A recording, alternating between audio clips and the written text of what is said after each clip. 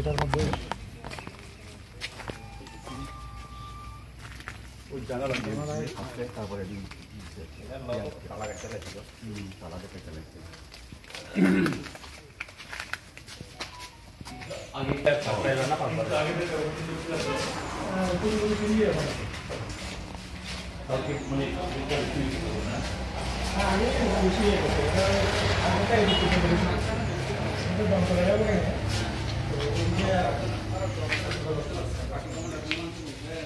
এখানে দেখলে জমা আসলো আসলো এদিকে মানে আসলে ফ্ল্যাগ কেন্দ্র এখন নাই এটা এখন যেরকম একটা হতে পারে এটা তো করবো আগামী ইলেকশন বহু জায়গায় তারা করবো যেখানে তাদের আর কোনো রাস্তাই নেই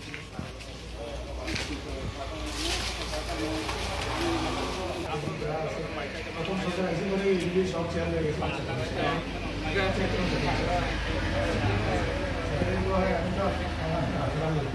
আমার ইচ্ছা থাকলে আমি থাকি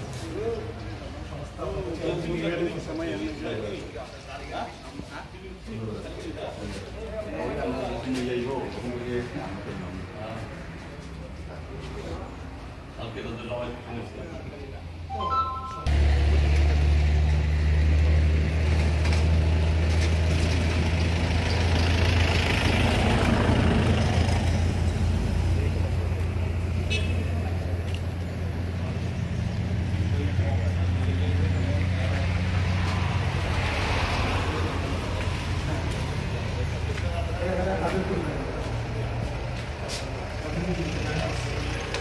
ইতিহাস ভিত্তিতে করাচ্ছে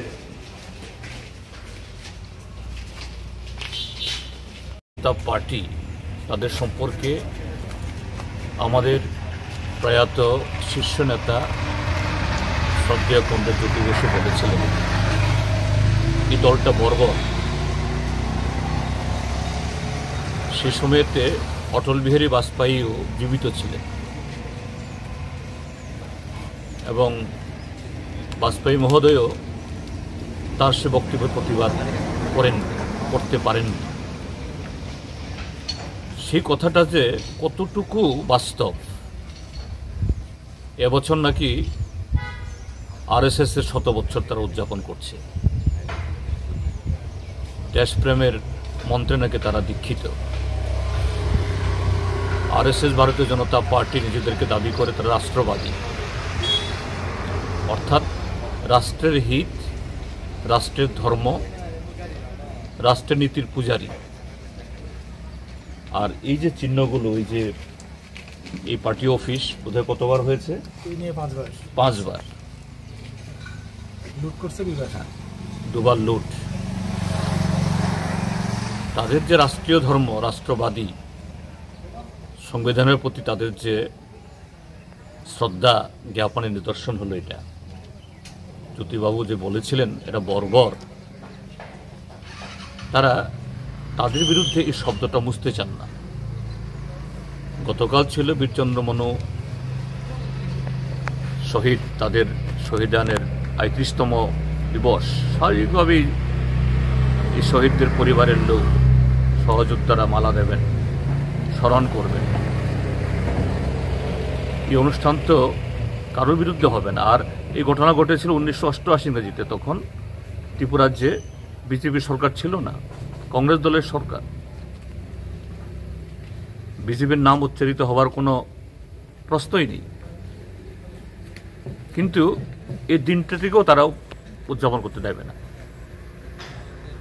যে আরএসএস বিজেপি যে এই দেশের ইতিহাসকে পরিবর্তন করতে চায়, সত্যকে পাল্টিয়ে চাপা দিয়ে তাদের যে স্বাধীনতা আন্দোলনে অংশগ্রহণ না করা, সংবিধান রচনার সময় বিরোধিতা করা, নামকে ওয়াস্তের লোক দেখানো, সংবিধানের নামে শপথ গ্রহণ করলেও নরেন্দ্র মোদী পার্লামেন্টের সিঁড়িতে কপাল ঠেকিয়ে যে গণতন্ত্রের মন্দিরে প্রবেশ করছি বলে প্রচার করলেও এরা তো মোটেই যে এই গণতন্ত্রকে শ্রদ্ধা করেন না, ত্রিপুরা হলো তার নিদর্শন। এবং এই বীরচন্দ্র মনুর ইতিহাসটাকেও পাল্টিয়ে যে অন্য দলের দুর্বৃত্ত যে আমাদের কমরেডদের মারতে এসে প্রতিরোধে যার প্রাণ গেছে এটা নাকি এখন তাদের শহীদ। তো এদের প্রতি ধিক্কার ছাড়া আমাদের বলার আর কিছু নেই। এবং তারা কেন এগুলো করছে? গত 7.5 বছর অপশাসনে আজকে তারা জনগণের কাছ থেকে সম্পূর্ণ আজকে বিচ্যুত। কাজেই বিরোধী দল বিশেষ করে সিপিআইএম যদি ঐক্যবদ্ধ হয়, সিপিএম যদি শান্তিপূর্ণ পরিবেশে কথা বলার সুযোগ পায়, তাদের এই মুখোশগুলো খসে পড়বে। কাজেই সিপিএমের উপর আক্রমণ করো, এমনকি পার্টি অফিস রাতের অন্ধকারে কাপুরুষের মতো এসে জ্বালিয়ে দাও। শুধু তা না, 11 তারিখ রাতে নাকি বীরচন্দ্র মনুর যে আমাদের শহীদ স্তম্ভ, সেখানে নাকি 4-5টি বোমা মেরেছে। কোথায় গিয়ে ওরা নেমেছে? যাই হোক, এদের দিন যে ফুরিয়ে আসছে, আজকে এই সমস্ত কর্মকাণ্ড ঘটিয়ে তারা এটারই জানান দিচ্ছে তাদের কেউ রুখতে পারবে না, এদের পতন অনিবার্য।